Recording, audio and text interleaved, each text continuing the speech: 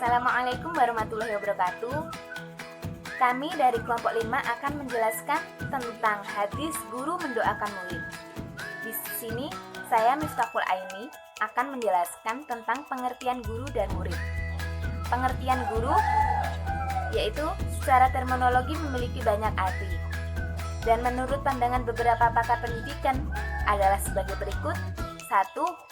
Dari Ahmad Tafsir mendefinisikan bahwa guru yaitu siapa saja yang bertanggung jawab terhadap perkembangan anak didik, baik potensi kognitif, efektif, maupun psikomotorik. Yang kedua, yakni dari Ahmad B. Marimba mendefinisikan guru adalah sebagai orang yang memikul pertanggung jawab untuk mendidik, yaitu manusia dewasa yang karena hak dan kewajibannya bertanggung jawab tentang pendidikan si terdidik. Yang ketiga yakni dari Zakiyah Darajat. Guru adalah sebagai pendidik profesional. Sebab secara implisit ia telah merelakan dirinya menerima dan memikul sebagian tanggung jawab pendidikan yang terpikul di pundak orang tua. Yang kedua yakni pengertian murid. Murid adalah manusia yang akan dibentuk oleh dunia pendidikan. Ia adalah objek sekaligus subjek, yang tanpa keberadaannya proses pendidikan mustahil berjalan. Dan murid merupakan potensi kelas yang harus dimanfaatkan guru dalam mewujudkan proses belajar mengajar yang efektif. Karena murid adalah anak-anak yang sedang tumbuh dan berkembang baik secara fisik maupun psikologis. Saya Sofia Amalia Hadi, NIM 9321257919 akan melanjutkan presentasi dari kelompok 5, yakni mengenai hadis tentang doa Rasulullah SAW kepada salah satu muridnya.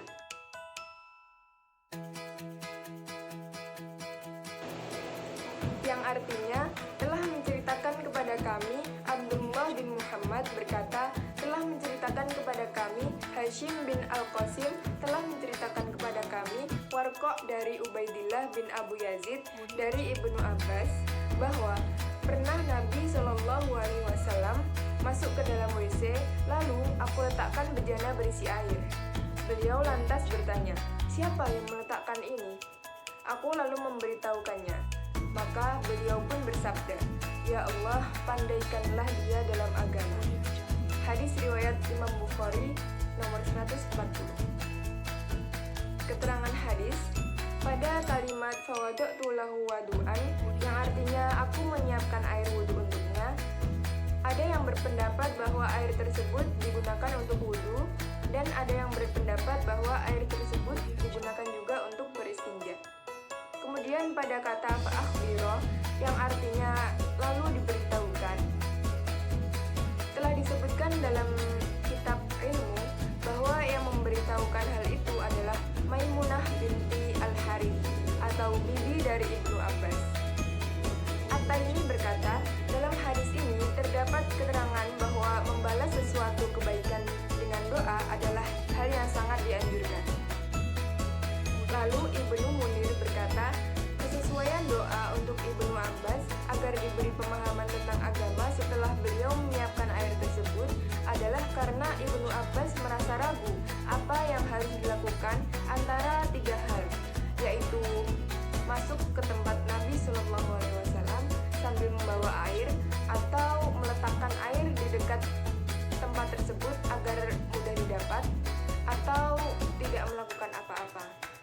Kemudian Nabi SAW melihat bahwa apa yang dilakukan oleh Ibnu Abbas adalah sudah tepat. Karena jika ia masuk dengan membawa air, maka hal itu akan menyingkap aurat dari Nabi SAW. Kemudian sementara jika ia tidak berbuat apa-apa, maka akan menyulitkan bagi beliau SAW untuk mendapatkan air. Topik yang keempat yaitu kandungan hadis.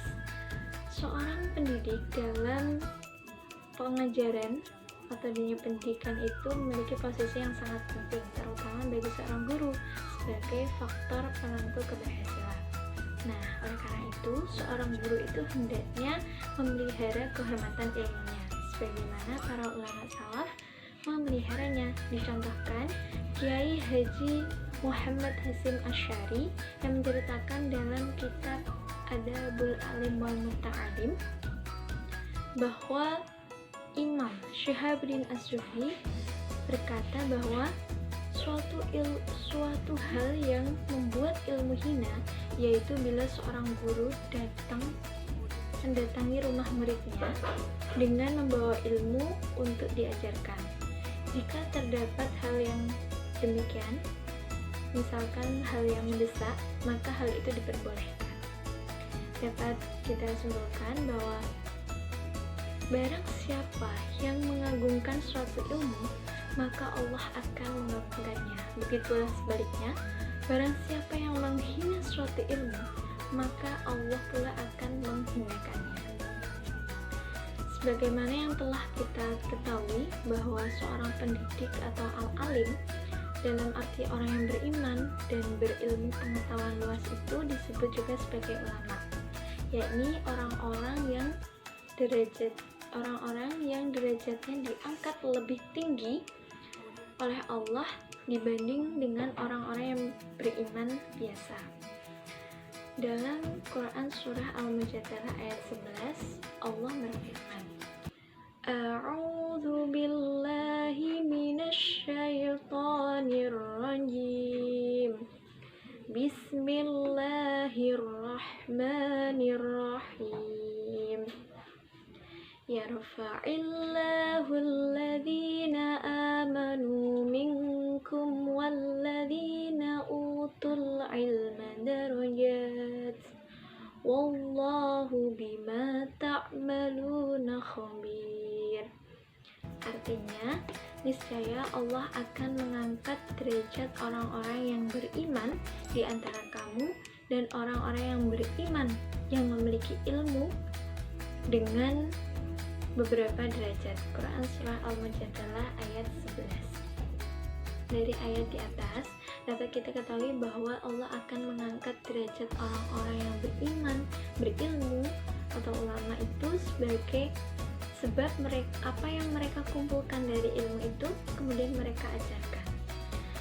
Al-Ghazali juga mengatakan bahwa seorang yang ahli ilmu itu harus bisa istiqomah, yakni dengan menekan dorongan nafsunya pada perbuatan buruk dengan mengganti untuk melakukan perbuatan yang baik, untuk menjalankan perintah Allah, di antaranya yaitu berbudi pekerti yang baik terhadap manusia untuk menjadi sosok panutan yang dapat berinteraksi dengan masyarakat.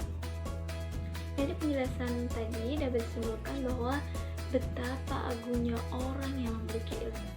Maka dari itu Allah akan memberikan ilmu, dan kemudian sebelum itu Rasulullah mendoakan para sahabatnya memohon kepada Allah untuk diberikan ilmu. Subhanallah. Sekian presentasi dari kelompok 5. Apabila ada kurang lebihnya mohon dimaafkan. Terima kasih. Wabillahi taufiq wal hidayah. Wassalamualaikum warahmatullahi wabarakatuh.